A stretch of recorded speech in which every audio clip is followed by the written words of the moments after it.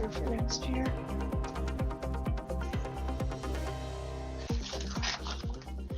June 10th.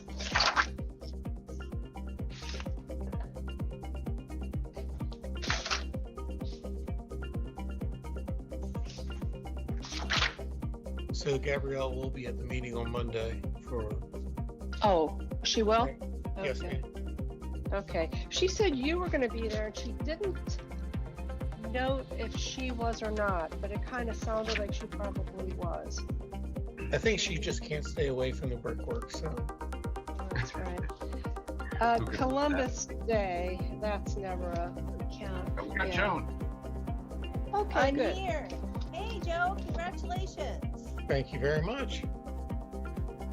Just a couple weeks and that's your last day, huh? Then what? Yeah, I got a smile on my face for a long time now, so. Good. I know how that goes. All right, I am going to put it over here so you're not seeing the side of my face. And I'm going to put the calendar on the other side, my other screen. All right, so it is 3:01 and we are all here. So we're calling to order the pre-planning meeting for the City of Frederick Planning Commission the month of December. All right. First thing on the agenda are the Planning Commission deadline schedules. So I was just commenting that I didn't get mine in my hard copy packet and I just pulled it up online. Anyone have any comments or revisions that they see? Jennifer just sent it like a minute ago, so I haven't even had a chance to look at it yet. Okay.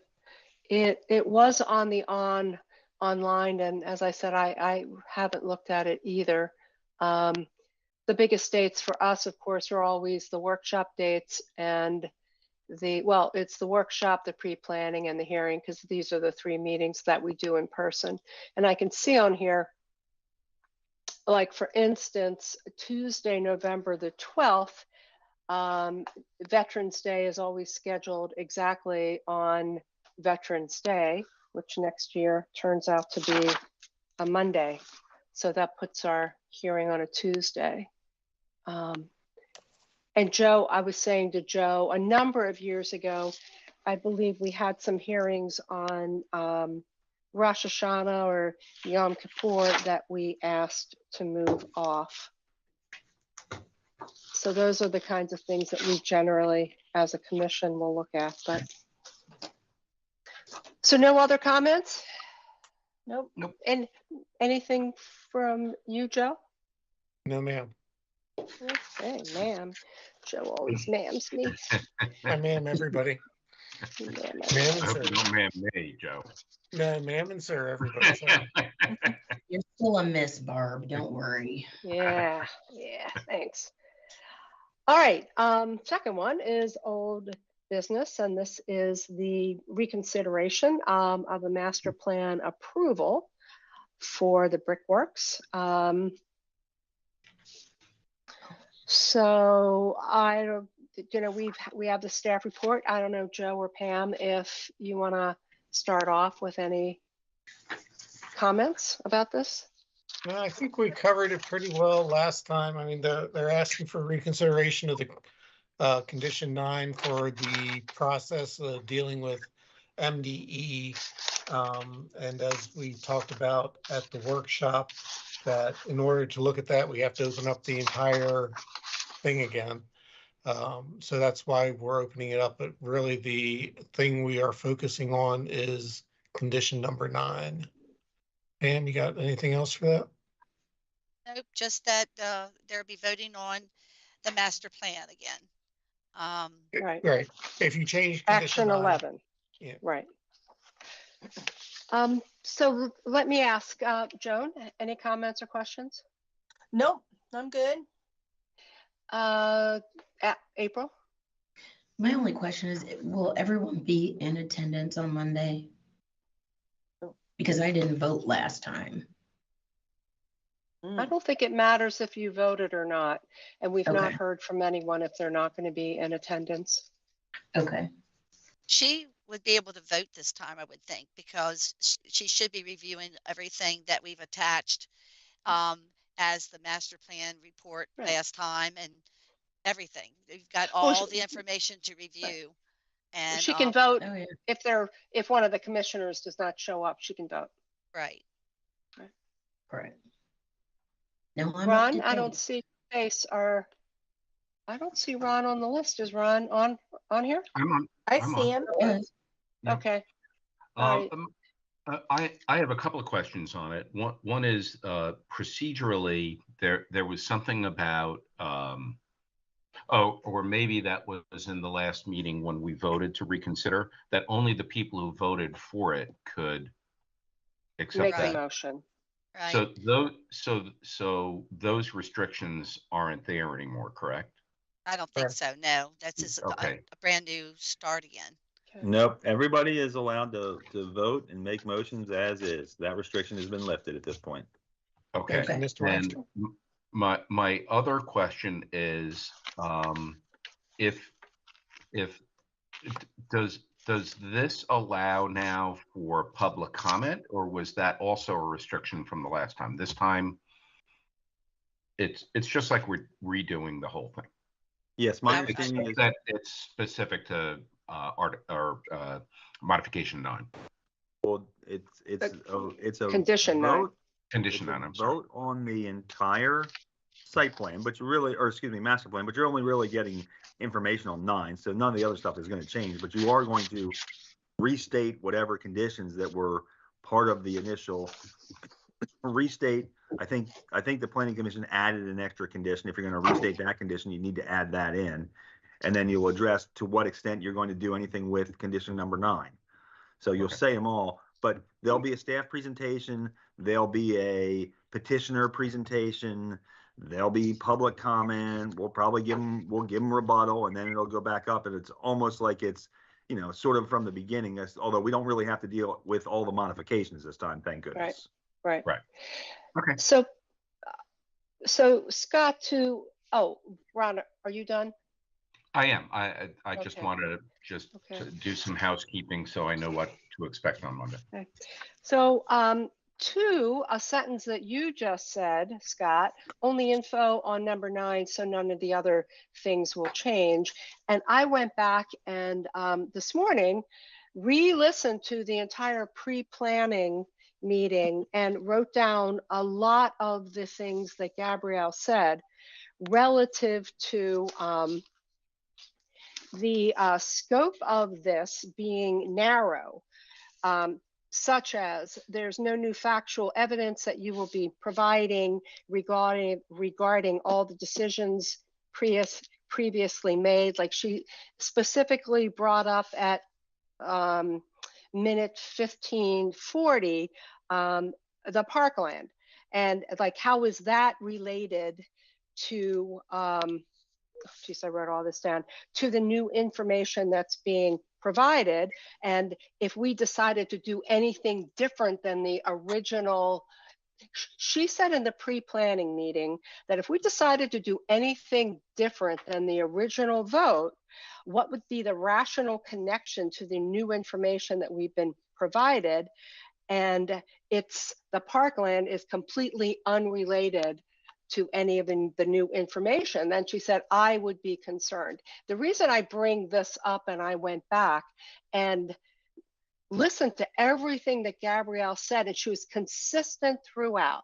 There's like 10 different times she basically said, no one has presented any facts that would compel anyone to change their mind on any of the other conditions. The only reason I bring that up is in the staff report, condition 8 is listed, but before then it says the commission added one new condition, number 8, unrelated to the reconsideration, which was as follows. So then after that, it says, should the commission intend to retain this commission as stated, it should be included in the new mission on the master plan. So I am not sure what the purpose of that sentence. I can Should tell the you. commit? Okay, thank you, Pam. The reason why it's set out by itself like that is because we are making recommendations as we did with the master plan originally. Originally, we only recommended those 7 conditions. That's what we supported and that's what we recommended. But then you did add on this other condition. It's not related to what their issue is, but it's something that we did not recommend. So you need to make a decision yourself. Do you still include this as one of your recommendations or not? But we only stated the 7 conditions that we supported and we recommended the first time through. Okay. Well, everything And that I- Gabrielle's, go ahead, I think Scott. what Pam is saying is that the staff recommended the first ones. Staff didn't have any thought on the parkland, so they're not making a recommendation on that. They're remaining silent on that as well. As far as changing your mind, I agree with what Gabrielle said. Now, we could possibly have 3 commissioners who didn't vote in favor of the original master plan who are going to be voting in this case. We'll certainly probably have 2 with Joan and with Ben. So they haven't changed their mind no matter what. They didn't vote to approve that condition or not. Whether they were in favor of that condition and voted no for other reasons, or they were against that condition and voted no because of that condition, we don't have any idea. So I just want you to be aware of that. However, I don't believe that is the focus of what we're doing here on Monday. I don't understand. I don't think that anybody has an objection to it because nobody spoke up against it.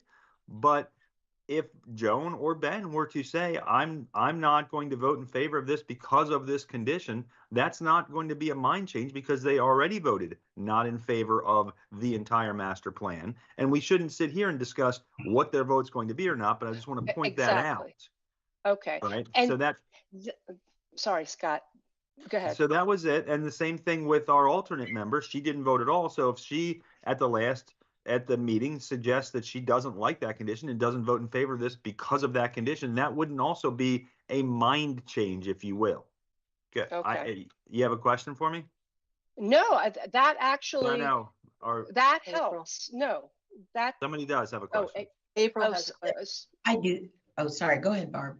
Well, let me just say that actually helps. And I did not necessarily want to have this conversation unless you felt like we did at the meeting on Monday, because it is a procedural thing that there was so much said about, and in fact, Gabrielle brought up the thing about the parkland.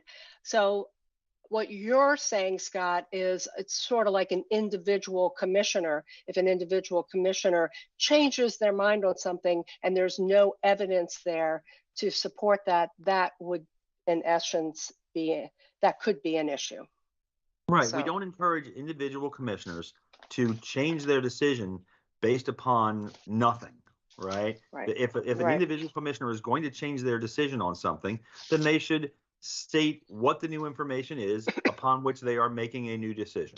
And it hopefully is something that can be supported by the facts and the record. Still have a question. Perfect. April. Okay, great.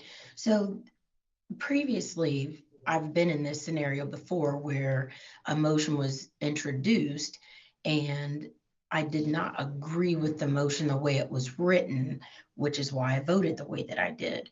So that being said, and I know we can only meet with one another in public, what do you do when, whether you agree or disagree with something, it could just be a small piece, the way that it's read, that you're disagreeing with, but your vote may be swayed one way or the other if there was just a small portion that was changed. How do we address that?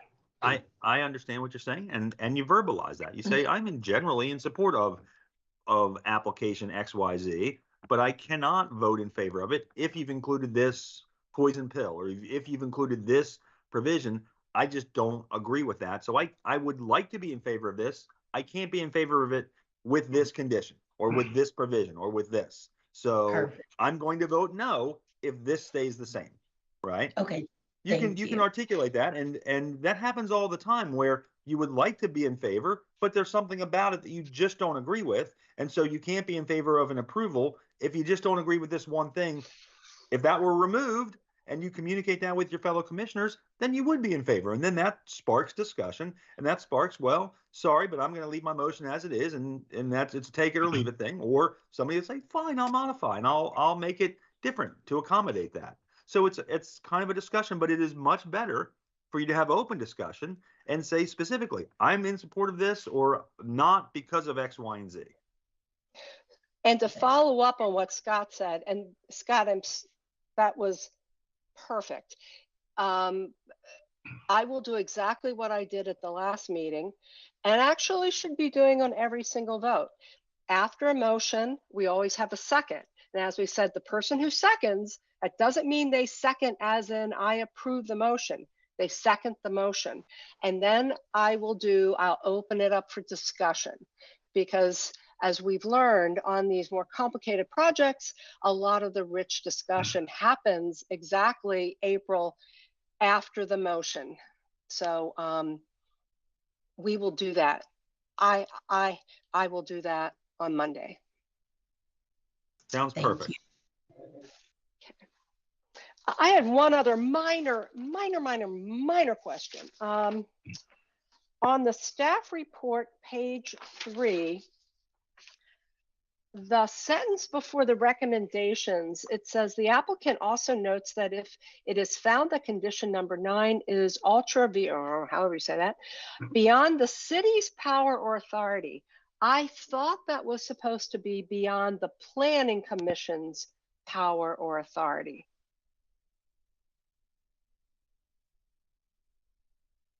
Scott, is that just it's just recognizing that the planning commission is representing the city? Well, I mean, that's an interesting question, and I apologize. I don't have the staff report pulled up in front of me. I'm sort of working remotely today. What is the context of this, Pam? What are we saying is ultravirus? It's just that it's beyond our authority to regulate or approve or have anything to do with it, as we've said before. And I looked up ultravirus. But whose authority?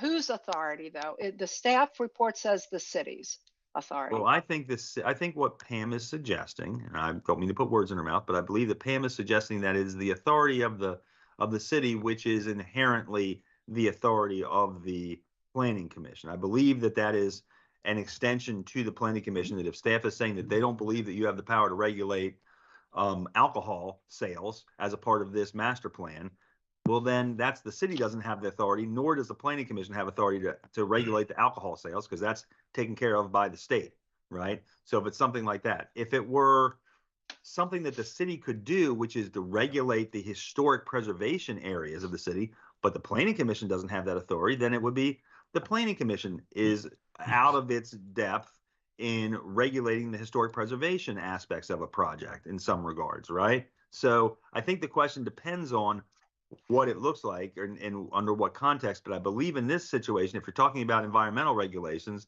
that it's staff's belief that neither the city and then as an extension, the planning commission has the ability to regulate these environmental conditions. Now, we certainly know that certain members of the planning commission don't view it the same way, and you believe that you are granted the authority to do that, and we're not going to have an argument here, but I believe that is what they are saying.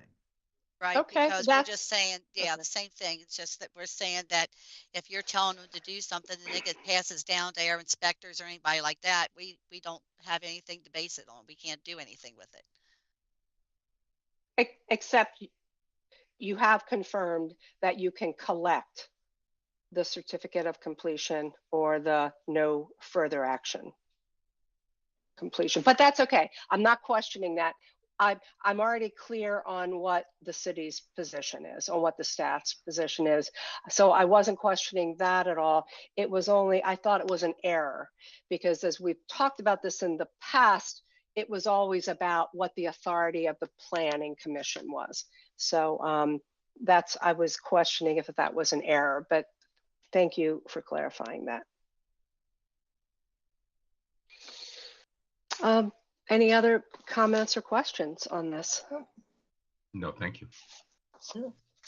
Hey, I apologize to the group. I'm gonna have to sign off at this point. I've got some other things that are sort of pressing. I wanted to be here for this particular item because I know that was a sticky point. If there's other questions, I'm sure that Joe will hear them and text me or email me, and I'll try to resolve those either much later tonight or Monday morning or something like that, okay? So I apologize, I have to leave and sign off. Thanks, Thanks Pat. for being on the call. All right, thank you. All right. Our next item is the architectural review for Bloomfields. And this is Pam. This is for Bloomfield, and they've come in with, excuse me, I'm trying to think. They're redoing their Albright model where it's just the frontage of the porch design. And because they already had an Albright model in their package, it's just that now they're going to have one where it's not a full porch with the covering, it's just going over the doorway, and it's not as many pillars, and and they're answering to all their 5 elements as before. And then they're also bringing back, and the reason why we brought information in through these reports about the clubhouse is that they're changing the clubhouse, from 1 building to 2. So that changes the whole elevations in the package for the clubhouse. And they did include the clubhouse elevations, which is reviewed under the residential elements also. And they look good. I mean, the package is clean. So. And nothing new since the workshop? No. Any questions from any of the commissioners? Nope, No, thank I'm you. good. Okay. Then the last thing on the agenda is also Bloomfields, but this is the revised combined preliminary plat and final site plan. Yeah, Also for the clubhouse. And with that, as I said, they've created 2 buildings instead of just having 1 building in design. It really is not impacting the site with landscaping, parking. Their parking's still in order. They have enlarged their swimming pool. So they've looked at a little bit of difference in the building and access to the pool and everything. But for most part, the site is intact with all its, features for parking and landscaping. And like I said, we included their elevations in the previous package. And the reason why they have recommendations here attached is not because I